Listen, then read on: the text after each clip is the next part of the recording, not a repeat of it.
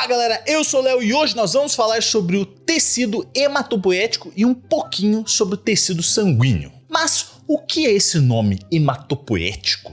O tecido hematopoético é o tecido que forma o sangue, as células que compõem o tecido sanguíneo. O sangue basicamente pode ser dividido em duas partes. Primeiro, a parte líquida, que é o plasma sanguíneo, que ocupa 55% do volume do sangue, e os elementos figurados, que são a parte sólida, as células que compõem o sangue, que são os outros 45%. Esses elementos figurados são eritrócitos, que são as hemácias, que são basicamente pouco menos de 45%, e o resto, que é menos de 1%, são plaquetas e leucócitos, que são os glóbulos brancos. A hematopoese acontece, como já vimos anteriormente, na medula óssea vermelha, na porção epifisária dos ossos. Porém, também acontece em outros órgãos do sistema linfóide, como timo, baço e linfonodos. Dentro da medula óssea vermelha, nós temos o tecido hematopoético, que nada mais é do que um conjunto de células-tronco medulares. Essas células não podem se transformar em qualquer tipo de células do nosso corpo, como as células-tronco totipotentes, que são as células-tronco que a gente vê normalmente nas notícias aí da televisão. Porém, elas são células-tronco pluripotentes, ou seja, elas podem transformar em alguns tipos de célula. Nesse caso, células do tecido sanguíneo. E dentre essas células-tronco medulares, nós temos duas linhagens, a mieloide e a linfóide. A linhagem linfóide vai gerar os glóbulos brancos agranulócitos, ou seja, os linfócitos e monócitos. A linhagem mieloide vai gerar monócitos também, e além disso, hemácias, plaquetas e os glóbulos brancos granulócitos, que são basófilos, eosinófilos e neutrófilos. Vamos começar agora falando sobre o plasma sanguíneo,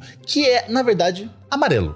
O sangue, a parte líquida do sangue é amarela. Mas o que torna o sangue vermelho são as hemácias, que são vermelhas, e elas estão presentes em uma quantidade gigantesca. Pra você ter uma ideia, em 1 milímetro cúbico, ou seja, um cubinho de 1 milímetro por 1 milímetro por milímetro, tem 5 milhões de hemácias. É literalmente a célula que a gente mais possui no nosso corpo. Mas vamos falar da composição do plasma. O plasma é 90% água, como você já deve imaginar. Além disso, vocês sabem que o sangue transporta várias coisas. Então, dentro do plasma nós temos O2, CO2, sais que se dissociam gerando íons cloreto, potássio, sódio, cálcio, etc. Glicose, que é o combustível do nosso corpo, mas também temos outros monossacarídeos, como frutose, galactose, aminoácidos, vitaminas, ácidos nucleicos, ureia, que para quem não sabe, nossas células produzem resíduos nitrogenados, normalmente amônia, que vão para o fígado e são convertidos em ureia, que é menos tóxica, vai para o rim e é excretada na forma de urina. E também temos proteínas, como albuminas, imunoglobulinas e fatores de coagulação. Agora, vamos focar naquela célula que é uma das mais importantes do sangue, a hemácia, que nos mamíferos é anucleada, também conhecido como eritrócito, e ela vem do eritroblasto, que é uma célula com núcleo. Quando esse eritroblasto perde o núcleo, vira o eritrócito, que é a hemácia que a gente conhece. Agora, por que essa célula é tão importante? Porque ela serve para transportar o oxigênio pelo corpo. Cada hemácia possui cerca de 250 mil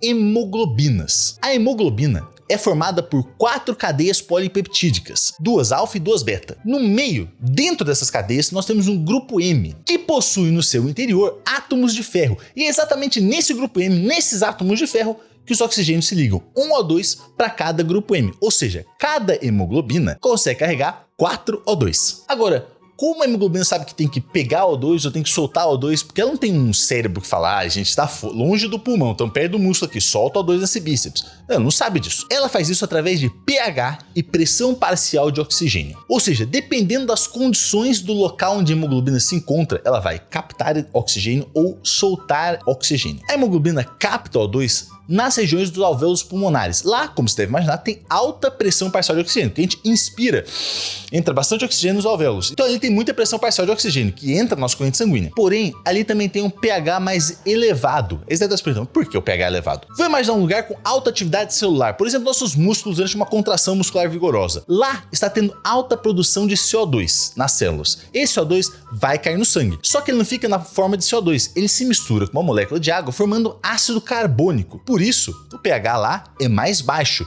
Já nos alvéolos pulmonares, o pH é um pouco mais alto em comparação com essas regiões de alta atividade celular. Ou seja, o pH mais elevado, mais a pressão parcial de oxigênio elevada, favorecem que as hemácias captem oxigênio. E quando as hemácias passam perto dessas regiões que possuem alta atividade celular, um pH mais baixo e uma baixa pressão parcial de oxigênio, elas acabam soltando oxigênio que é captado pelas nossas células. As hemácias são produzidas também na medula óssea vermelha e nos locais do sistema linfático que a gente já falou. Mas quando o corpo sabe que a gente tem que produzir hemácia, se os tecidos estão recebendo menos oxigênio do que o normal, envia seu sinal para o nosso rim. Ele converte uma substância produzida pelo nosso fígado no hormônio EPO, eritropoetina, E esse hormônio estimula a medula óssea vermelha a produzir mais hemácias. Ok, a gente já falou de eritrócito, a gente já falou de plasma sanguíneo, agora vamos falar das plaquetas e na aula que vem a gente fala de glóbulos brancos. As plaquetas ou trombócitos são na verdade fragmentos celulares que ajudam na coagulação do sangue. Eles também se originam na medula óssea vermelha a partir dos megacariócitos. Essas células invadem os capilares sanguíneos e vão perdendo fragmentos citoplasmáticos que são as famosas plaquetas. Quando temos o rompimento de um vaso sanguíneo, começa a sair sangue, plasma. Aí as plaquetas começam a se acumular no local da lesão. Por quê? De forma bem simplificada, o rompimento de tecidos, exposição de fibras de colágeno estimula o agregamento plaquetário. Essas plaquetas acumuladas liberam fatores de agregação plaquetária.